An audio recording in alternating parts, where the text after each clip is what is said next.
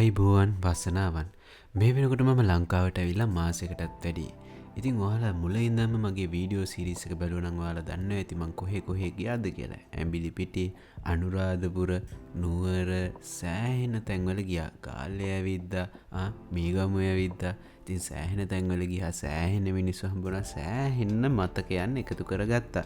ඉතින් සුන්දර මිනිස්සු ගොඩාරියක් මැද ඉඳලා මම මේ වෙනකොට සූදානම් වෙන්නේ ලංකාවෙන් යන්න. ඉතින් මේ ගෙවන්නේ අවසාන සතිය. ඉතින් අපි බලමු මොනවාද මම මේ අවසාන සතිය කරන්න කියලා. මම තනින් තන තමයි වීඩියෝස් කරලා තියෙන්නේ. මේ වෙනකොට මට එනර්ජි නෑ ඇත්තටම කියනවා නම් හරියට වීඩියෝ කරන්නවත්. මොකද මට ලංකාවෙන් යනකොට පොඩි ප්‍රශ්න වගේකුත් වුණා. අර ටිකට් කේස් එක ඔයාලට මතක ඇතිනේ. ඉතින් අපි අත බලමු මම මොනවාද කරන්න කියලා. ඉතින් මම මුලින්ම මතක් කරනවා subscribe කරන්න, comment කරන්න, like කරන්න. එහෙනම් දැන් යන්න අපේ වීඩියෝ එකට. හැලෝ, අද අපි යනවා හදහම් බලන්න තවත් දවසක්. අපි දානයක් දෙන්නයි සූදානම් වෙන්නේ වැඩිහිටි නිවාසයකට. ඒක දැන් 19 වෙනිදාට දෙනවා. ඒකට අවශ්‍ය කටයුතු මම සියලුම දේවල් සූදානම් කරලා මේ මොහොතේදී තියෙන්නේ. ටික දවසක් ගියාට ඔයගොල්ලන්ට මතක ඇති ලංකාව එක සැරේට තෙල් ප්‍රශ්නයක් ආවා. ඒ කාලෙත් මම ලංකාවේ තමයි ඉඳී. තෙල් නැතුව පුදුම දුකක් ඉඳලා.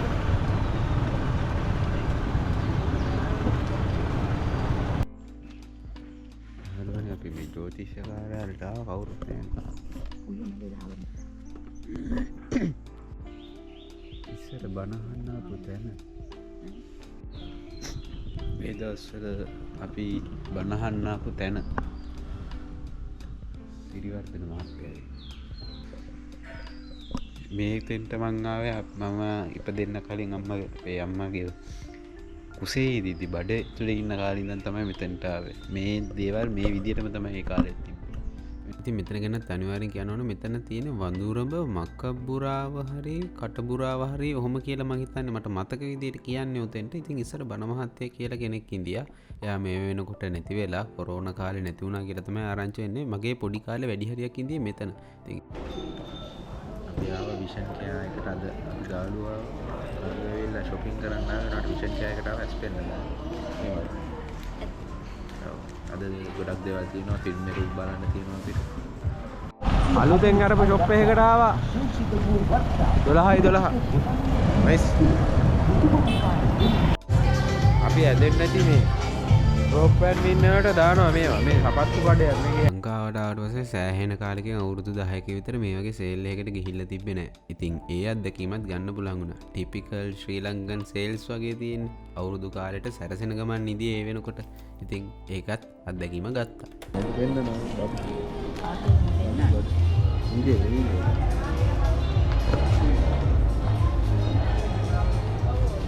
ගත්ත යාළුවනේ සපත්තු දෙකක් අපි අල්ලි සරප්පු දෙකක් ගත්තා. ඒවා කෙලින්ම දැම්ම දාගත්තා. පරණ ඒවා දැම්ම ඩිකියට.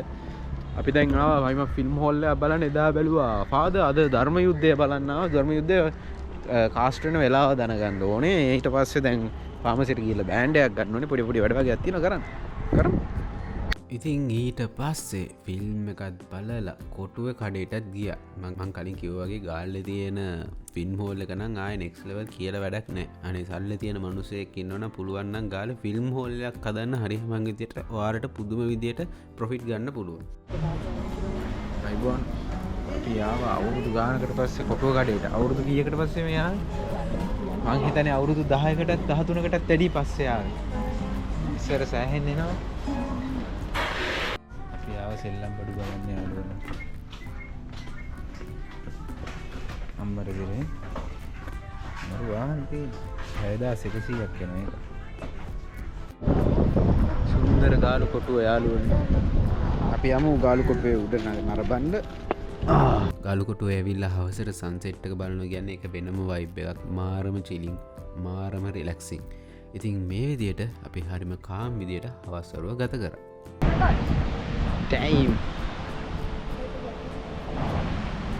ටයිම් ලස්සන. අපි දානියක් දෙන්න යන්නේ.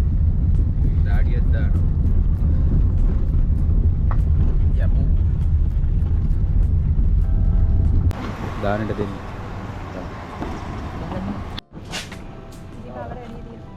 අපිට 25ක් දෙනවද? අපිට කෑම ටික හම්බුණා. මේ තියෙන කෑම කුඩු බෑග්ස් ටිකක් තියෙනවා. පපඩම් තියෙනවා. පපඩම් කන්න කමුද? ඉතින් අපේ නැන්දර ලොකු ආසාවත් තිබ වැඩිහිටි නිවාසකට දානයක් දෙන්න. ඉතින් නැන්දමට ඒ අදහස කිව්වට පස්සේ මට ඕනුනා එකක්මනින් කරන්න. ඊට පසමං අපේ අක්කරත් කෝල් කරලා එයාගේ පොඩි ආධාරයකුත් අරගෙන අක්ක තමයි මේක ස්පොන්ස කරේ. කොහොම හරි අපිට දානි කරන්න පුළුවන් වුණා. ඉතින් හොඳ විදියට කරන්න පුළුවන් වුණා. මං විශ්වාස කරන දෙයක් තමයි අපි වපුරණ දේ තමයි අපි නෙලාගන්න. කර්ම කියන දේත් ගොඩක් විශ්වාස කරන. මං හැමතිස්සෙන් බලන්නේ තවත් මනුස්සයට උදව් කරන්න. අපි පිනත් අහමක් කරගෙන ඒ සෝෂල් මීඩියා දානකම නෙමේ මේක අදහස තියෙන. නමුත් අපි පින් කරන්න ඕන. අපි යන තැනකට අරන් යන්නේ එච්චරයි. ඉතින් ඒක නිසා මම මාරම සතුටුනා මේ වගේ පින්කමක් කරන්න ලංකාවට ඇවිල්ලා. එකක් නැන්දගේ ආසාව, අනිත් එක මගේ ආසාව.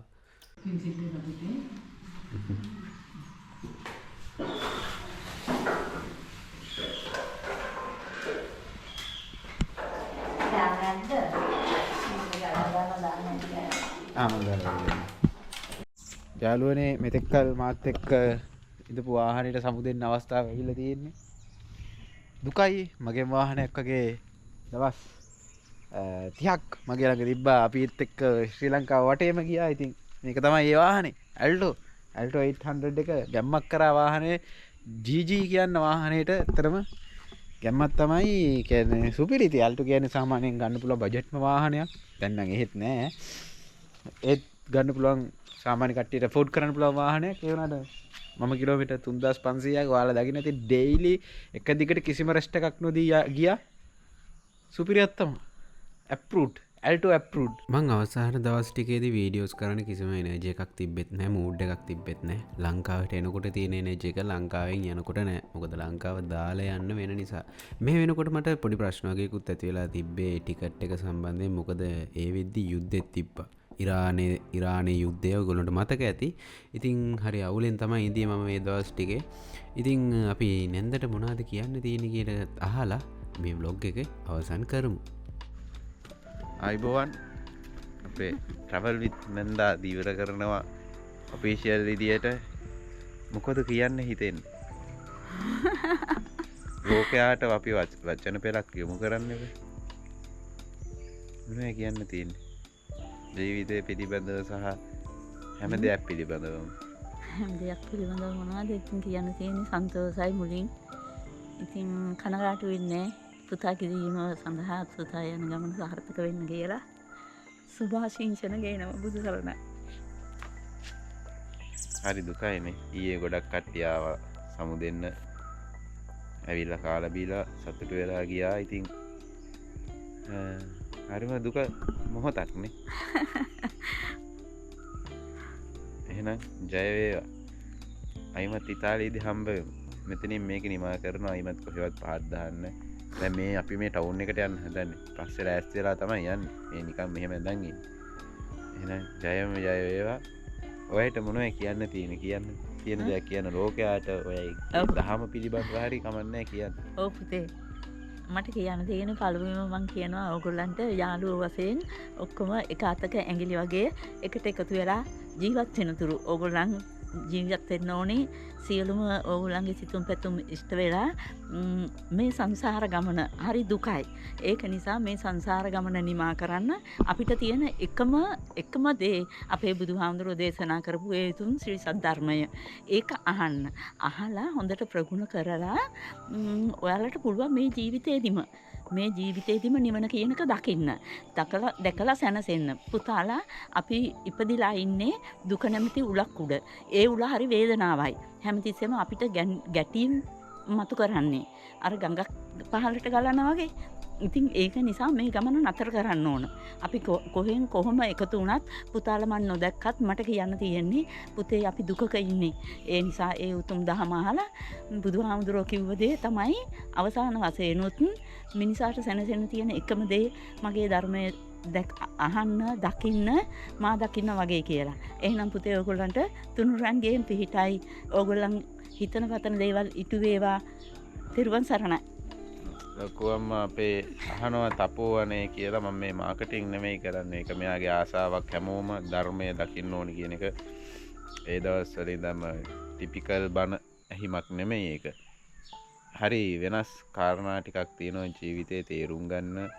මම දන්නේ අපි බහුතරයක් සමාජෙම පෞද්ගලිකවම ලෝකෙ එක තැන්වල විදිහට තියෙනවා ලංකාවේ විදිහට තියෙනවා අවසාන වශයෙන් කියන්න තියෙන්නේ ලංකාව වගේ රටක් මට මං දැන් ඒක බය නැතුව කියනවා ලංකාව වගේ රටක තමයි මම ජීවත් වෙන්න කැමති ඒ කියන්නේ මොන තරම් තිබ්බත් සල්ලි නෙමේ ජීවිතේ සල්ලි අවශ්‍යයි නැත්තේ නෑ ඊට වඩා දේවල් මේ ලෝකේ තියෙනවායි කියන එක මම මේ වෙනකොට තේරුම් ගන්න තියෙනවා බැඳීම් හරිය අපහසුයිනේ ඒ කියන්නේ අපි කියන්න බැඳීම් කියන්නේ ඔය මොකෝ අඬන්නේ නෑ මම පුතා සතුටුයි මට මෙහෙම යාළුවෙක් එක්ක මට දුකක් නෑ මට දුක කියන එක මගේ ජීවිතේ ඉතින් මතක් කරනවා සබස්ක්‍රයිබ් කරන්න කමෙන්ට් කරන්න ලයික් කරන්න ඊළඟට මගේ සින්දුවකුත් එන්න තියෙනවා අපි ඒ වගේ වීඩියෝස් වලින් හම්බ වෙමු ජය වේවා thank you so much මගේ මේ vlog series එක බැලුවට සුවපත් වේවා අපි මම මේක තියරෙන්න එහෙනම් උස්සන්න එහෙනම් හැමෝටම උස්සන්න